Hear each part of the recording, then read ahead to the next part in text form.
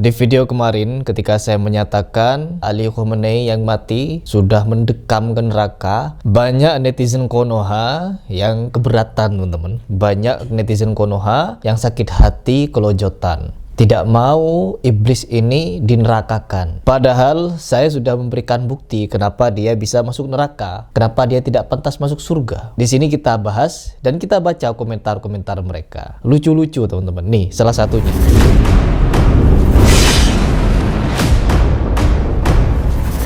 Ya, si Pras terlalu yakin kalau Ali Khamenei masuk neraka. Hanya dia dan Allah SWT yang tahu masuk enggaknya beliau ke neraka. Si paling tahu nih orang.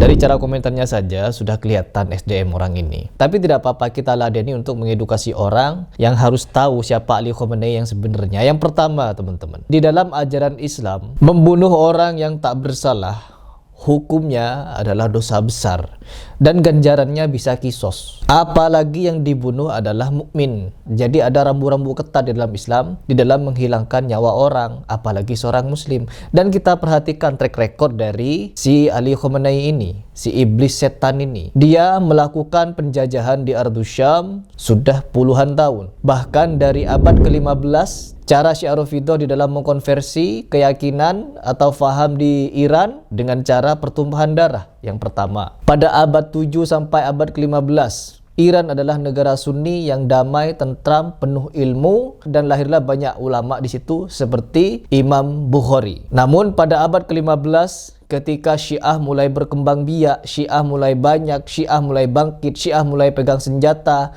Syiah mulai kompak, dan berbagai macam kekuatan mereka bangun. Akhirnya di abad ke-15 mereka melakukan konversi faham dari Sunni ke Syiah. Dengan cara apa teman-teman? Dengan cara yang zalim. Salah satunya adalah dengan cara kekerasan. Tidak segan membunuh umat muslim Sunni ya, bagi mereka yang tidak mau ikut Syiah. Bahkan tercatat jutaan umat muslim Sunni di sana dibantai oleh Syiah Rafidhah. Untuk apa? Untuk mengkonversi pemahaman yang awalnya Sunni menjadi Syiah. Akhirnya apa? Sejak abad 15 sampai hari ini, kezaliman, kejahatan, penjajahan yang dilakukan oleh Syiah Rafidhah sangat-sangat masif di Ardus Syam. Tercatat, sangat-sangat banyak catatannya. Nah, dan tidak berhenti sampai di situ teman-teman. Orang Syiah Rafidhah ketika menjajah Ardus Syam, di Yaman dia mengutus milisi Houthi, di Lebanon mengutus milisi Hizbus Syaitan, di Suriah mengutus Bashar Assad. Di Suriah ini yang paling parah teman-teman. Suriah adalah negara Sunni juga, yang dimana berdaulat awalnya. Namun ketika Syiah Rafidhah memiliki persenjataan, kekuatan, mereka melakukan pemberontakan kudeta di Suriah pada tahun 1970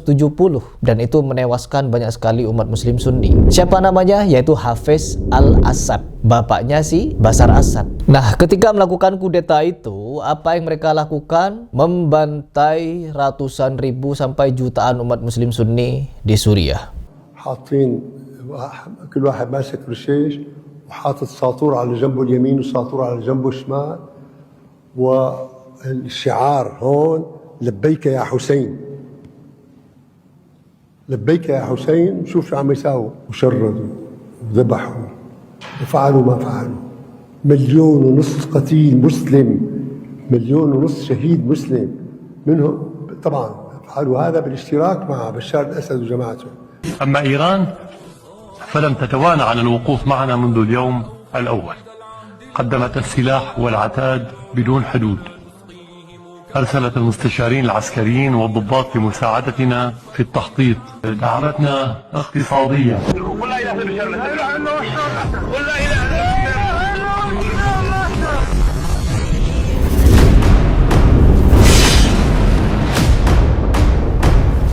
Ajaran ini diwariskan kepada anaknya itu Bashar al-Assad, yang dimana ketika mereka menjajah Suriah lebih dari 50 tahun dan hendak mau digulingkan oleh penduduk asli Suriah, mereka tidak mau teman-teman. Akhirnya apa? Minta bantuan ke Iran untuk menggenosida Suriah. Dan itu dinyatakan langsung oleh Bashar al-Assad bahwa persenjataan mereka, ekonomi mereka, bantuan-bantuan logistik mereka berasal dari Iran semua. Artinya Iran menyokong gerakan penjajahan di Ardus Syam. Di sini jelas bahwa Iran lah biang kerok penjajahan di negara Suriah. Dan penjajahan itu tidak berhenti hanya sebatas menjajah, tapi membunuh teman-teman. Itu yang mereka lakukan. Dan ini ada kesaksiannya, ada buktinya, ada foto-fotonya. Bahkan mereka sampai memvideo kelakuan bejat mereka. وبليلة شفت القنابل الغازية وأنا ابن 7 سنين، وأشلاء ولاد حارتي ورفقاتي. وبليلة صحيت على صوت رصاص عم يخترق البيت، وصوت أمي من برا عم بتقول لا تطلع يا ابني، لا تطلعوا. ويا ريتني ماني طالع. شفتها مرمية على الأرض ومصابة والدم ماليها، وكنت أسأل حالي ليش هيك عم يعمل فينا؟ أشو عملنا له؟ نحن بشار الأسد قتلنا. أيوة. نهبنا. أشو نحن عملنا له؟ نحن قاعدين هون. أشو عملنا له؟ نحن بنعبي مي بنشرب هون. أشو نحن عملنا له؟ نحن ما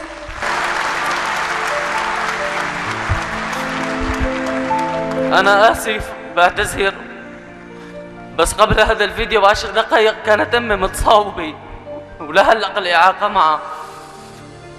نحن شعب عانى 14 سنة من بلد لبلد ومن خيمة لخيمة، بس الحمد لله رب العالمين. كانت دموع حزن وخوف، واليوم دموع الفرح. نحن عانينا 14 سنة وما ضل عنا مستقبل.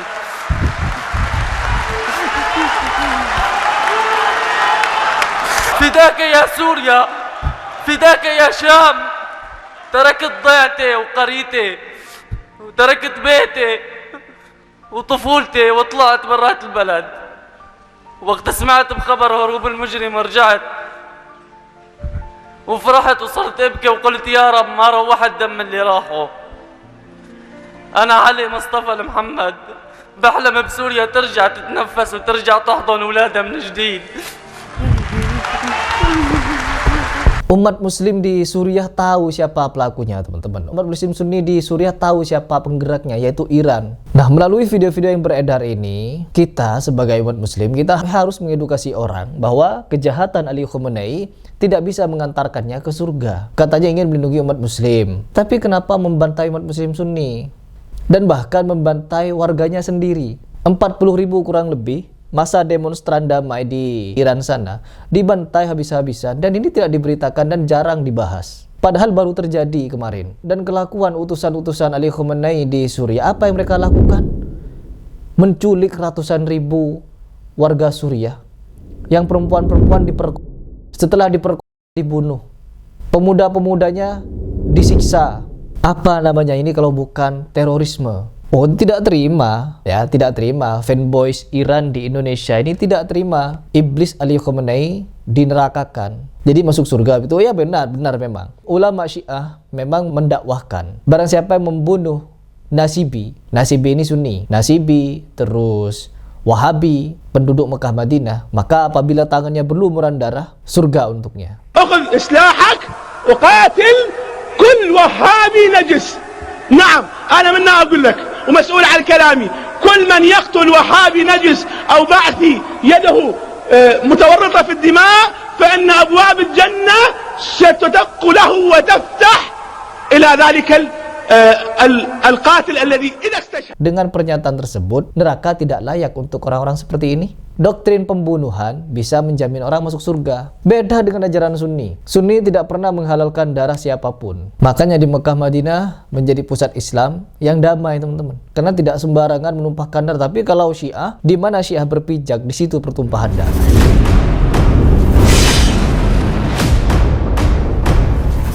Ya, silahkan kalian pikir. Komentar di bawah.